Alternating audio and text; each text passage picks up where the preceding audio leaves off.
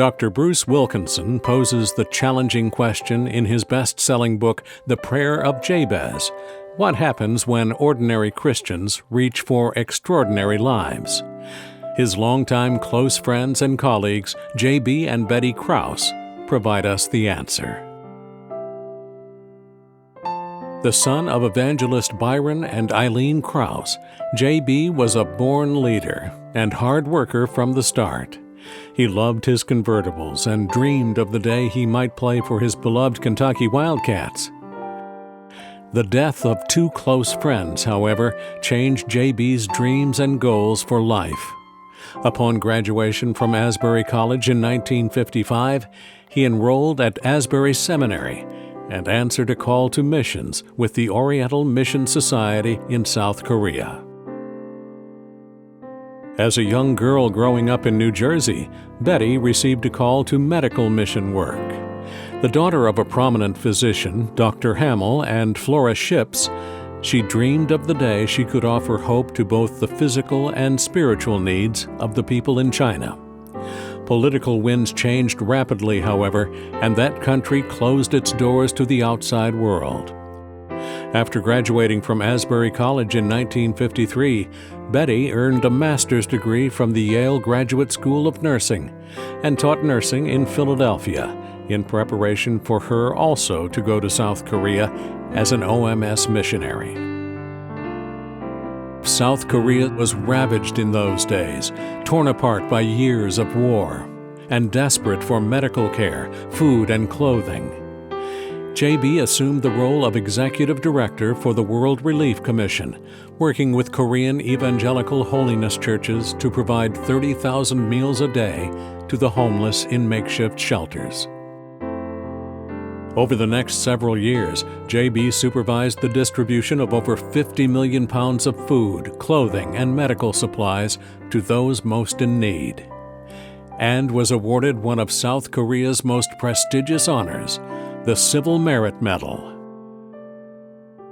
Meanwhile, Bette ministered to the physical and spiritual needs of patients and their families at the Severance Hospital and trained students at Yonsei University in Seoul. With Korean colleagues, she helped establish the nation's first official Bachelor of Science and Masters of Nursing degrees, developing curriculum from a biblical perspective.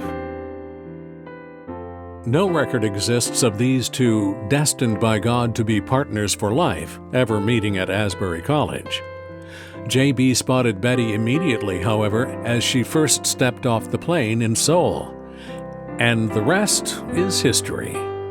They married in 1961, forging a union in the Lord that would bear tremendous fruit around the world for decades to come.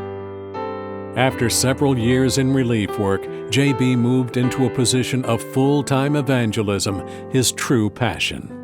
Partnering again with the Korean churches, J.B. trained hundreds of seminary students and military personnel in effective ways to reach out through door-to-door visitation, discipleship groups, and church planting.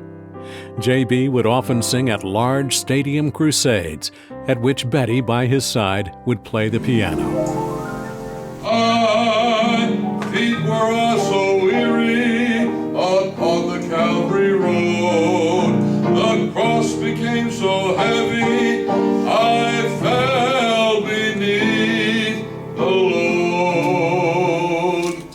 Thousands came to know the Lord. At the 1988 Olympics, they also formed witness and prayer teams for all the athletes and international guests.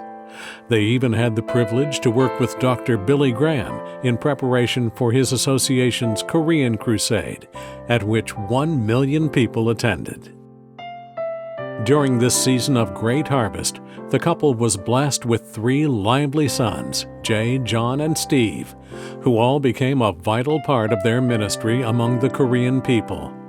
As a family, they would often reach out to displaced refugees and orphans, many of whom were blind and deaf, with special gifts of love. The Crouse family's world changed dramatically in 1992 when J.B. was elected president of OMS International. Their heart for Asia became a global embrace. After the fall of communism, J.B. and Bette partnered for 5 years in co-mission with Dr. Bruce Wilkinson and 12,000 volunteers representing 85 Christian organizations to introduce the gospel to the people of the former Soviet Union. In India, they celebrated the 1,000th church planting of the Evangelical Church with a mass baptism of 2,000 believers. In China, they supported the rapid growth of the underground church. And in Africa, while opening up many new countries for witness, they found Bette's love for children tested in a most unusual way. After hearing Bette's lecture on Never Let Fear Govern Your Decisions, a baby python was placed around her neck by one little boy. With the passion, drive, and enthusiasm that only J.B. and Bette's leadership could provide, OMS International expanded its vision and work from serving in 14 countries to 42, 20 Bible schools and seminaries to 32, and 3,000 churches to over 6,400. After their retirement and return to Wilmore in 2009, President Emeritus J.B. and Bette enjoyed some well-deserved quality time with their children and grandchildren, while staying fully active in various avenues of global outreach, until J.B.'s unexpected death on June 22, 2014. Bette continues in ministry with a deep sense of marvel and appreciation for the truly extraordinary lives God allowed them to share together. She affirms only the Lord could have orchestrated the opportunities, experiences, and harvest of our journey. She holds fast to a verse given to them many years ago. Look at the nations and watch, and be utterly amazed. For I am going to do something in your days that you will not believe, even if it were told. To God be the glory. We are honored to present J.B. and Bette Crouse, 2014 recipients of the Heroes, Saints, and Legends Award.